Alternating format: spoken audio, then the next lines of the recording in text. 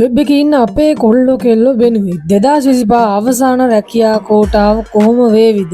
ඇත්තම නිවැරදි විස්තරය මෙන්න. ඉතින් ඔයාලා අදත් සාදරයෙන් පිළිගන්නවා KD Master Academy YouTube channel එකේ තවත් එපිසෝඩ් වීඩියෝ එකක් එක්ක subscribe කරලා එකතු වෙන්න. ඉතින් අද වීඩියෝ එකෙන් කතා කරන්න යන්නේ මෙන්න ඔයාලා දන්නවා දෙසැම්බර් මාසයේ කෝටා එකක් එනවා. ඒ කෝටා එක 2025 අවසාන රැකියා කෝටාව කියලා. ඉතින් මෙන්න මේ අවසාන රැකියා කෝටාව සහ අපේ විපක්ෂ නායක සජිත් ප්‍රේමදාස මහත්මයාගේ සාකච්ඡාවත් එක්ක තියෙන මේ සම්බන්ධතාවය මොකද්ද? ඉතින් මේකෙන් මොන හරි ප්‍රයෝජනයක් අපිට වුණාද? ඉතින් ඒ සම්බන්ධව තමයි අද මේ වීඩියෝ එකෙන් කතා කරන්න බලාපොරොත්තු වෙන්නේ. ඉතින් ඔයාලා දන්නවා ඔයාලට කෙටි අප්ඩේට්ස් දැනගන්න පුළුවන් අපේ WhatsApp channel එක හරහා. ඉතින් ඒකට අදාළ පහළ link එක දාලා තියෙනවා description එකේ වගේම comment box එකේ. ඒ වගේම ඔයාලට පුළුවන් කොරියන් ඔයාලට listening practice එහෙම නැත්නම් lesson practice කරන්න පුළුවන් අපේ TikTok videos තියෙනවා. TikTok channel එකක් තියෙනවා. ඉතින් ඔයාලට පුළුවන් TikTok page එකට ගිහිල්ලා බලන්න. ඒකට අදාළ link එකත් මම පහළ description එකේ වගේම comment box එකේ දාලා තියන්නම්. ඉතින් ඒ ඔක්කොම ඔයාලා වෙනුවෙන් තමයි.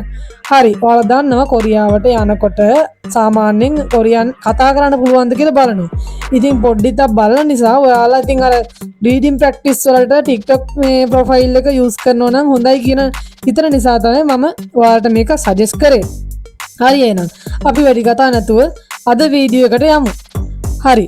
ඔයාලා දන්නවා මෙන්න මේ විදියට මීට දවස් 3කට විතර කලින් කොරියානු තානාපතිනිය සමග විපක්ෂ නායක සජිත් ප්‍රේමදාස මහත්තයා හමුවක් තිබුණා. එතකොට මේ මීටින් එකේදී මේ කොරියානු රජයේ මෙරට තානාපතිනිය වන අපේ මියොන් ලී මහත්මිය සහ විපක්ෂ නායක සජිත් ප්‍රේමදාස මහතා අතර සුවිශේෂී හමුවක් වුණා මීට දින 3කට විතර පෙර. ඉතින් ඒක තිබ්බේ කොළඹ විපක්ෂ නායක කාර්යාලයේදී. ඉතින් මෙහිදී මේ විපක්ෂ නායක සජිත් ප්‍රේමදාස මහතා විසින් මෙරටින් කොරියාව බලා පිටත් වන ශ්‍රමිකයන් මුහුණ දෙන ගැටලු රසක් සම්බන්ධයෙන් කොරියානු තානාධිපති වරණිය සමග කතා කරා.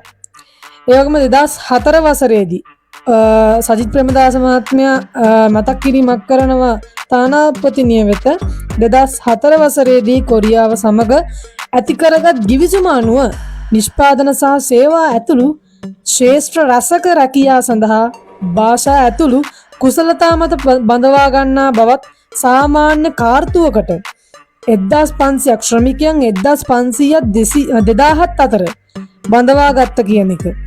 ඉතින් මේ අවස්ථාවේ 2023 සිට එය 200ට අඩු වී ඇති නිසා මේ වන විට 2023 එක්සෑම් ලියපු 5000කට අධික පිරිසක් අසරණ වෙලා ඉන්නවා කියන එක මේ ලංකාවේ තානාපතිනිය වෙත දැනුම් දීම සිද්ධ කරා අපේ සජිත් ප්‍රේමදාස මහත්මයා.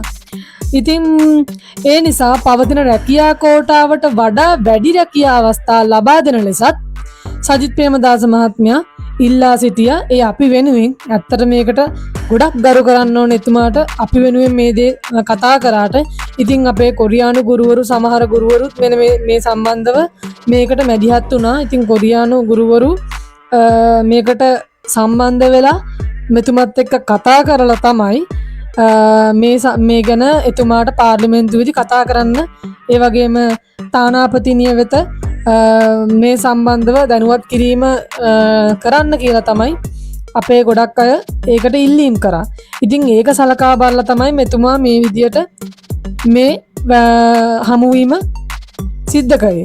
ඉතින් ඒ වගේම එදිනම උදේ පාර්ලිමේන්තුවේදී අපේ ශ්‍රී ලංකා පාර්ලිමේන්තුවේදී මේ කොරියානු රැකියා ගැටලුව සම්බන්ධයෙන් රජයේ අවධානය යොමු කිරීමට අපේ විපක්ෂ නායක සජිත් ප්‍රේමදාස මහත්මයා කටයුතු සූදානම් කළා. ඉතින් මීට දවස් 3කට කලින් මේ දේ සිද්ධ වුණා. ඉතින් මේකේ ප්‍රතිඵලයක් වශයෙන් අනිවාර්යයෙන්ම දෙසැම්බර් මාසයේ මේන කෝටා එකේ යම් ප්‍රමාණයක වැඩිවීමක් සිද්ධ වෙයි. නිෂ්පාදන අංශයේ සියලුම අංශයන් වලින් කෝටා එකේ ගන්න පිරිස වැඩි කිරීමක් සිද්ධ කරાવી. මොකද අපේ පාර්ලිමේන්තුවේ වචනය නොසලකා හරින එකක් නැති වෙයි කොරියානු රජය. තානාපතිනියත් කොරියානු රජයට දැනුවත් කිරීම මේ සම්බන්ධව සිද්ධ කරලා තියෙන්නේ මේ වෙනකොටත්. ඉතින් මේ පාර කෝට් එකේදී අපි බලාපොරොත්තු වෙන විදියට ගොඩක් පිරිසක් කොරියාවට මේ සියලු මංශයන් වලින් යන්න ලැබේවි කියලා අපි බලාපොරොත්තු වෙමින් ඉන්නවා.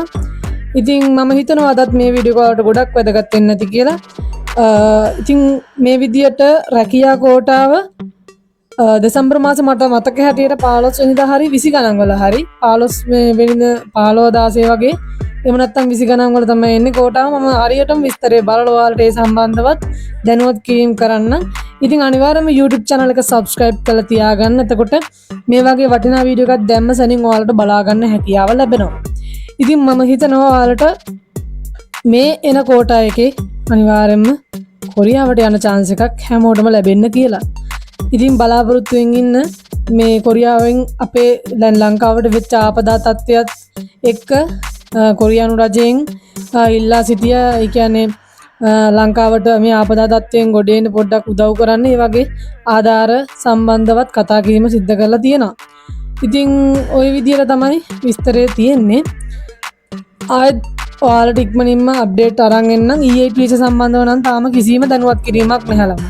ඉතින් ඒ නිසා ඒක සම්බන්ධව අප්ඩේට් මම මුකුත් ගෙනාවේ නැහැ. අනිවාර්යයෙන්ම මේ සම්බන්ධව ඉක්මනින්ම අප්ඩේට් එකක් අරන් එන්න පුළුවන් වේවි කියලා විශ්වාස කරනවා. එහෙනම් තවත් වීඩියෝ එකකින් හමු වෙනතුරු ඔයාලට සුබ දවසක් හැමෝටම ජය ප්‍රාර්ථනා කරනවා. I wanna be the best in the game, invest in my name. Check no restraints, I'm obsessed with the pain. I ingest, I retain, assess and I change. Possessed by the thought I'll be free one day from society's restraints. Money, clout and fame, a disease, a plague. We all love to hate, have to play the game, have to make a name. All our insecurities are on display. This is war with the enemy, think that it was meant to be.